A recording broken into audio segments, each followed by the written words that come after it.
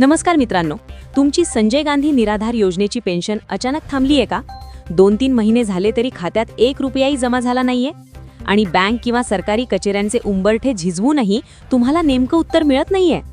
तर सावधान, कारण आता डीबीटी म्हणजेच डायरेक्ट बेनिफिट ट्रान्सफरचे नियम पूर्णपणे बदलले आहेत. तुमची एक छोटीशी चूक, मग ती आधार लिंकिंग असो, ई-केवायसी असो किंवा लाईफ सर्टिफिकेट, तुमच्या हक्काचे पैसे कायमचे बंद करू शकते. पण काळजी करू नका, आजच्या या विशेष व्हिडिओमध्ये आपण पोस्टमॉर्टम करणार आहोत त्या सर्व कारणांचं ज्यामुळे तुमची पेन्शन अडकली आहे. घर बसल्या आपल्या मोबाईलवर स्टेटस कसं तपासायचं आणि थांबलेली पेन्शन पुन्हा सुरू करण्यासाठी नक्की काय करायचं याची A to Z माहिती आज मी तुम्हाला देणार आहे. हा व्हिडिओ फक्त माहिती नाही तर तुमच्या हक्काच्या पैशांची गुरुकिल्ली आहे. त्यामुळे एकही सेकंड मिस न करता हा व्हिडिओ शेवटपर्यंत नक्की पहा. हा विषय आहे डीबीटी म्हणजेच डायरेक्ट बेनिफिट ट्रान्सफर आणि विशेषतः संजय गांधी निराधार अनुदान योजनेबाबत. अनेक लाभार्थी वारंवार विचारतात की डीबीटी म्हणजे नेमकं काय?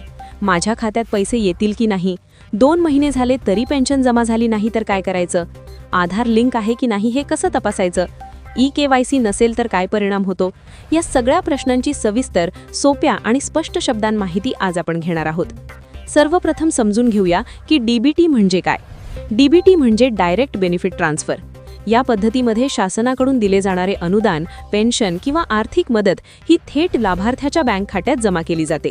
पूर्वी मधल्या प्रक्रियेमुळे किंवा कागदोपत्री अडचणींमुळे अनेकांना वेळेवर लाभ मिळत नसे. परंतु आता शासनाने आधार क्रमांकाशी बँक खाते लिंक करून थेट रक्कम जमा करण्याची प्रणाली सुरू केली आहे. त्यामुळे पारदर्शकता वाढली आहे आणि फसवणूक किंवा विलंब कमी झाला आहे. आता महत्त्वाचा प्रश्न, माझी डीबीटी पेन्शन जमा झाली की नाही हे कसं तपासायचं? यासाठी महाराष्ट्र शासनाने महाडीबीटी आणि आपले सरकार पोर्टल उपलब्ध करून दिले आहे. तुम्हाला सर्वप्रथम अधिकृत संकेतस्थळाला भेट द्यावी लागेल. त्या पोर्टलवर जाऊन तुमच्या युजर नेम आणि पासवर्डच्या सहाय्याने लॉग इन करावे लागेल. जर लॉग इन ID नसेल तर प्रथम नोंदणी करावी लागेल. लॉग इन केल्यानंतर तुम्हाला ट्रॅक ॲप्लिकेशन स्टेटस असा पर्याय दिसेल. त्या पर्यायावर क्लिक करून तुम्ही तुमचा अर्ज क्रमांक म्हणजेच ॲप्लिकेशन ID टाकू शकता. त्यानंतर स्क्रीनवर तुमच्या अर्जाची सद्यस्थिती दिसेल. मंजूर, प्रलंबित, वितरण झालेले किंवा कागदपत्रांची आवश्यकता अशा प्रकारची माहिती तिथे स्पष्ट दिसते. अनेक वेळा लाभार्थी म्हणतात की पैसे 2 किंवा 3 महिने आले नाहीत. त्यामागे अनेक कारणे असू शकतात. सर्वात पहिले कारण म्हणजे आधार आणि बँक खाते लिंक नसणे. डीबीटी प्रणाली पूर्णपणे आधार लिंकिंगवर आधारित आहे. जर तुमचे आधार कार्ड बँक खात्याशी जोडलेले नसेल तर रक्कम जमा होणार नाही. म्हणून सर्वप्रथम तुमच्या बँकेत जाऊन आधार सीडिंग पूर्ण झाले आहे का हे तपासा. दुसरे महत्त्वाचे कारण म्हणजे ई-केवायसी पूर्ण नसणे. बँक किंवा संबंधित कार्यालयात जाऊन ई-केवायसी प्रक्रिया पूर्ण करणे आवश्यक आहे. ई-केवायसी नसेल तर खाते तात्पुरते निष्क्रिय होऊ शकते आणि डीबीटी थांबू शकते. तिसरे कारण म्हणजे लाईफ सर्टिफिकेट न भरणे. काही लाभार्थ्यांना दरवर्षी किंवा ठराविक कालावधीनंतर जीवन प्रमाणपत्र सादर करावे लागते. हे प्रमाणपत्र न दिल्यास प्रणाली लाभार्थी जिवंत आहे की नाही हे निश्चित करू शकत नाही आणि पेन्शन थांबवली जाऊ शकते. त्यामुळे वेळेवर लाईफ सर्टिफिकेट भरणे अत्यंत महत्त्वाचे आहे. तसेच अपंग लाभार्थ्यांसाठी UDID कार्ड अपडेट असणे आवश्यक आहे. जर UDID किंवा इतर प्रमाणपत्रे कालबाह्य असतील तर लाभ थांबू शकतो. जर तुम्हाला ऑनलाईन तपासणी करणे शक्य नसेल तर पर्यायी मार्गही उपलब्ध आहेत. तुम्ही तहसीलदार कार्यालय, तलाठी कार्यालय किंवा संजय गांधी निराधार योजनेच्या संबंधित शाखेत जाऊन तुमची माहिती तपासू शकता. अर्ज क्रमांक, आधार क्रमांक किंवा ओळखपत्र घेऊन गेल्यास अधिकाऱ्यांना तुमची नोंद शोधणे सोपे जाते. अनेक वेळा तांत्रिक कारणांमुळे रक्कम उशिरा जमा होते. त्यामुळे प्रथम सर्व कागदपत्रे योग्य आहेत का हे तपासणे आवश्यक आहे. एप्रिलपासून काही नवीन नियम लागू झाले आहेत. शासनाने पोर्टल प्रणाली अधिक सक्षम केली आहे. आता बहुतांश प्रक्रिया ऑनलाईन होत आहेत. त्यामुळे अर्जाची स्थिती, मंजुरी, वितरण याबाबत पारदर्शकता वाढली आहे. परंतु त्याच वेळी लाभार्थ्यांनी स्वतःची कागदपत्रे अद्ययावत ठेवणे अत्यावश्यक आहे.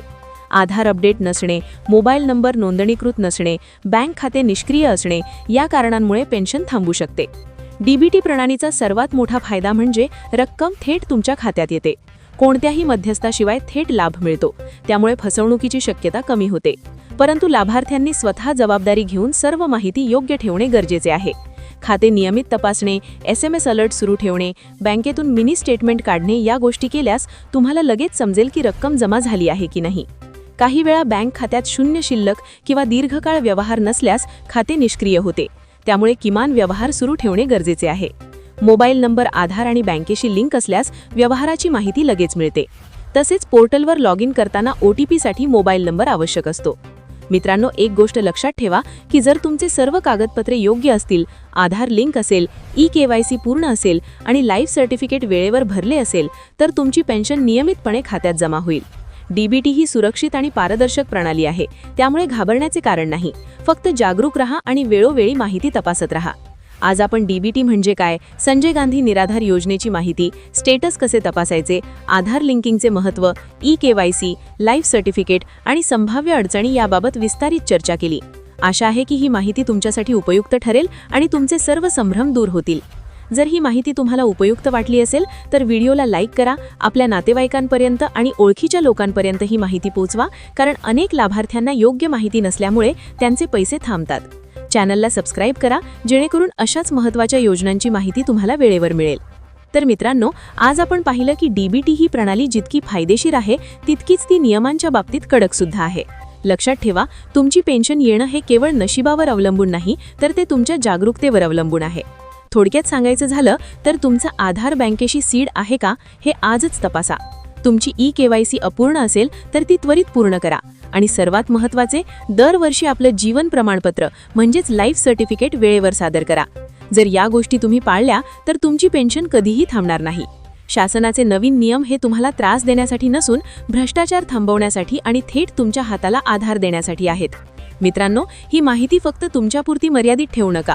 तुमच्या आजूबाजूला असे अनेक वृद्ध, विधवा माता भगिनी किंवा अपंग व्यक्ती असतील ज्यांना या तांत्रिक गोष्टी समजत नाहीत आणि त्यांची पेन्शन थांबलेली असू शकते. हा व्हिडिओ त्यांच्यापर्यंत शेअर करून त्यांना मदत करा.